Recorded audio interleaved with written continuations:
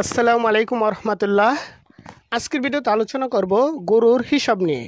একটি গরুতে কত কেজি মাংস হবে তা আমরা আজ শেখাবো। ধরেন এটা একটা গরু, এই গরুটাতে কত কেজি মাংস হবে তা আমরা কিভাবে পরিমাণ করব। দেখেন, আপনারা প্রথম যে গরুটি কিনবেন সেই গরুটার এই সিনা থেকে গরুর এই যে করে পাশ পর্যন্ত, মানে গরুর এদিক থেকে এদিক পর্যন্ত প্রথম পিতা দিয়ে মেপে দেখবেন এখানে কত ইঞ্চি হয়। ধরেন আমরা এই গরুটার এখান থেকে এখানে মেপে পেলাম ধরেন 50 ইঞ্চি। এবং গরুর যে পরিধি, ওই যে বুকের যে মেজে একটা মাপ নেবেন পিতাটা দিয়ে ধরেন মাপটা নিয়ে দেখলেন কত ইঞ্চি হয়। ধরেন আমার এখানে মাপটা নিয়ে পেলাম 40 ইঞ্চি। এই যে বুকের মাঝে দেখেন এখানে মাপটা নেবেন। ধরেন এটা আমরা পরিধিটা পেলাম কত, 40 ইঞ্চি। তাহলে দৈর্ঘ্যটা পেলাম 50 ইঞ্চি এবং পরিধি যে এটা পেলাম 40 ইঞ্চি। তাহলে এই গরুতে কত কেজি মাংস হবে। তাহলে দেখেন, গরুর ওজন নির্ণয়ের সূত্রটি হলো পরিধি পূরণ হলো দৈর্ঘ্য বাই 660। এখানে দেখেন পরিধি কত 40, এই লিখলাম আমরা 40। এরপরে গুণ আবার পরিধি মানে আবার 40,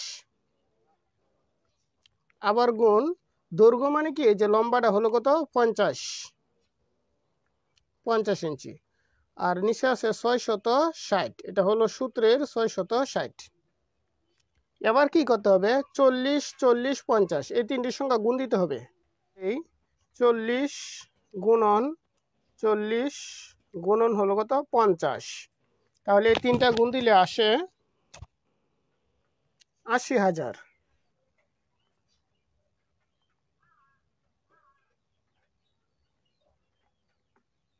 80,000 আর নিচে আছে 660। এবার যদি 80,000-এর 660 দ্বারা ভাগ করি তাহলে ভাগ হলো 660,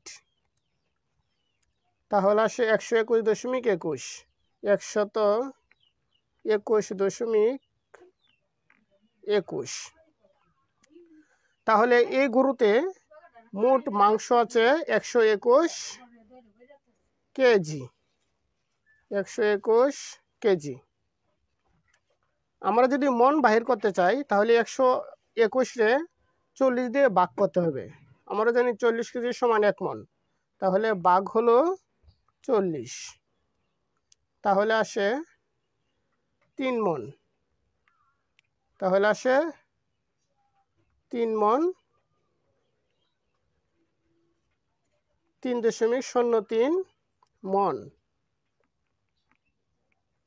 তাহলে এই গরুতে মাংস আছে 3 মন।